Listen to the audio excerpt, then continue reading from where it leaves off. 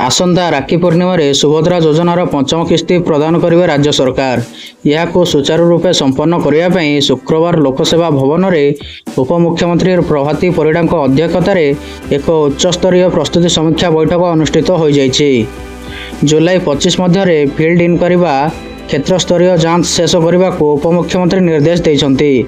आगामी राखी पूर्णिम प्राय 1 कोटी ऊर्ध्व हिताधिकारी को सुभद्रा किस्ती प्रदान कर से सूचना देते। उपमुख्यमंत्री सुभद्रा योजनार परवर्ती किस्ती डीबीटी सक्रियकरण, eKYC, field inquiry, NPCI mapping, payment file प्रस्तुति और बैंक समन्वय आदि कार्यर अग्रगति समीक्षा करछन्ति। से कहते राज्यर आउ 3,17,967 जन नूतन हिताधिकारी सुभद्रा किस्ती आवेदन करछन्ति। सेहीपरि 82,036 डीबीटी सक्रियकरण, 28,621 बायोमेट्रिक, ई-केवाईसी और 3,53,059 फिल्ड इनक्वारी कार्य शीघ्र सारिबा को निर्देश दिया जाइछि।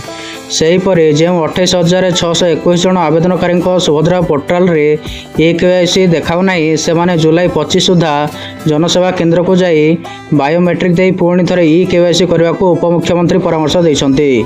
जो मैंने प्रथम कौन किस्ती पाई नथिबे तेबे सेमाने एककालीन 5टी किस्तिर पैसा पाइबे बोली उपमुख्यमंत्री प्रभाती परिड़ा सूचना देते।